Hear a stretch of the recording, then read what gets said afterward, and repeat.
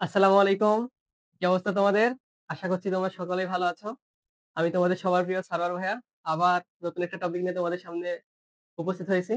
তো চলো আজকে আমরা কি দেখব? কুয়া সংক্রান্ত। এখন এই টপিকটা আজকে যেটা আমরা করাবো এটা কিন্তু এসএসসি বা ইন্টারমিডিয়েট এর জন্য শুধু না। যত ধরনের প্রবলেম আছে আমাদের কুয়া সংক্রান্ত যে কোনো কন্ডিশনের জন্য তোমাদের যদি দেয় তাহলে তোমরা কিন্তু খুব সহজেই এটা সলভ করতে পারবে। এবং এই টপিকটা আমাদের এসএসসি লেভেল এবং এইচএসসি লেভেলের দুই ক্ষেত্রের জন্য কিন্তু খুবই গুরুত্বপূর্ণ। তো আমরা চলো খুব সহজে আমরা দেখি যে কুয়া সংক্রান্ত যে ম্যাথে আমাদের যখন কোনো পাম্পের ক্ষমতা বের করতে দিবে তখন আমরা কিভাবে খুব সহজে আমরা অঙ্কগুলো করতে পারি।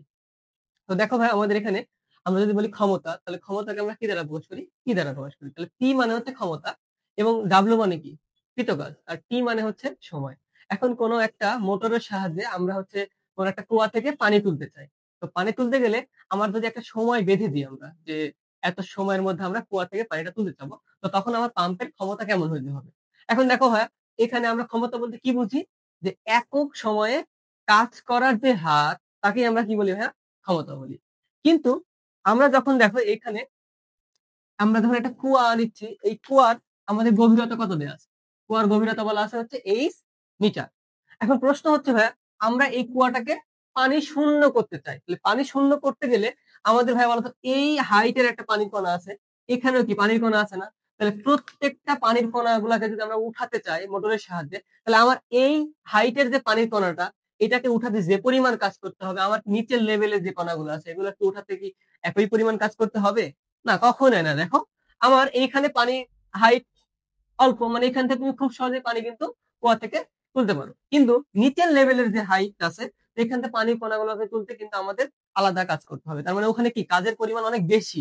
তার মানে আমার তো সম্ভব না অঙ্ক তখন আমরা করব প্রত্যেকটা পানির কণার জন্য বা ফোটার জন্য আমরা আলাদাভাবে কাজ বের করব। তো আমরা এটাকে কিভাবে করি তো এটাকে সহজ এবং সুন্দরভাবে করার জন্য তখন আমরা নিয়ে আসি আমাদের গড় সরণের যে কনসেপ্টটা আছে এই গড় সরণ। তো চলো আমরা এই গড় সরণের সাহায্যে খুব সহজে এই পানির গড় সরণ নির্ণয় করে আমরা কিন্তু পাম্পের ক্ষমতা বের করতে পারি। তো তোমরা মনে রাখবা P is equal to mgh prime divided by T. তো এইখানে এইচ প্রাইমটা কিন্তু কুয়ার গভীরতা না এটা মাথায় রাখতে হবে খুব ভালোভাবে। তুমি যদি এটা মাথায় রাখো তাহলে তোমার আর ভুল হওয়ার কোনো চান্স নাই।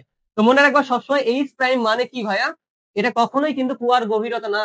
আমার বিভিন্ন কন্ডিশন দেওয়া থাকবে আমি কতটুকু পানি উঠাবো কুয়া হতে তার উপর ডিপেন্ড করবে যে এইচ প্রাইমের মান কত হবে।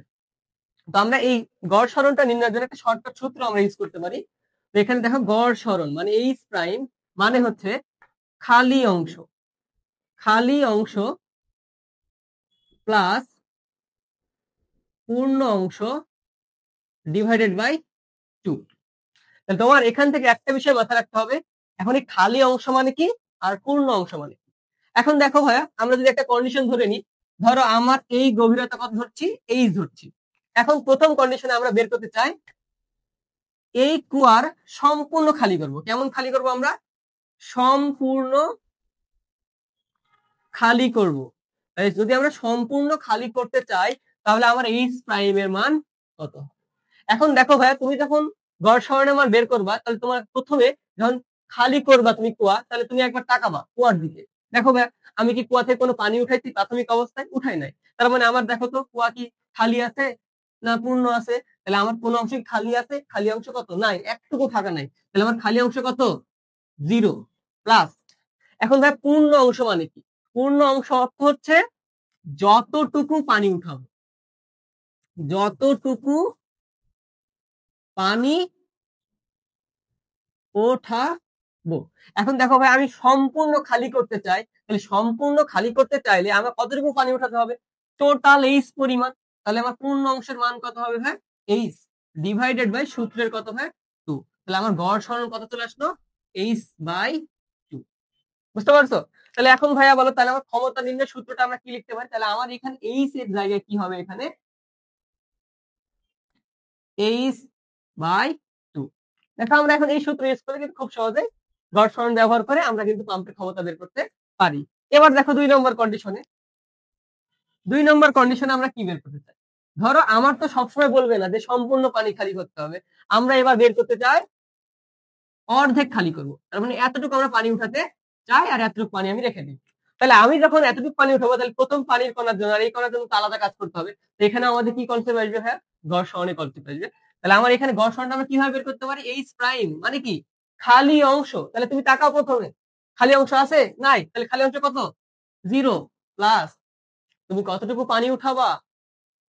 খালি অংশ নাই তো, তাহলে কতটুকু পানি উঠাবা? অর্ধেক পরিমাণ। এবার টোটাল অংশ যদি এইচ হয়, তাহলে এই অর্ধেক কত হবে? h/2। এই অর্ধেক কত হবে? h/2। তাহলে আমি কতটুকু পানি উঠাতে চাই? h/2 পরিমাণ। তাহলে আমার খালি পানি উঠাবো কত? h/2 ভাই সূত্রের 2। তাহলে কত হবে ভাই আমাদের? h/4। তাহলে আমরা এখান থেকে কত পাইলাম ভাই? h প্রাইমের মান h/4। এখন তুমি দেখো, গড় সরণের মান জানা, তুমি এখন সমীকরণে বসাও, দেখো তুমি খুব সহজে কিন্তু উত্তর করতে পারবা। এখন আমাদের যদি আমরা বারবার কন্ডিশন গুলো চেঞ্জ করি, এখন তো আমরা ভরা কুয়া দিলাম, কিন্তু আমাদের ধরো একটু ফাঁকা দিছে এরকম টাইপের। ধরো আমাদের এবারে যে কুয়াটা দিছে, এটা ধরো অর্ধেক পানি আছে আর অর্ধেক ফাঁকা আছে।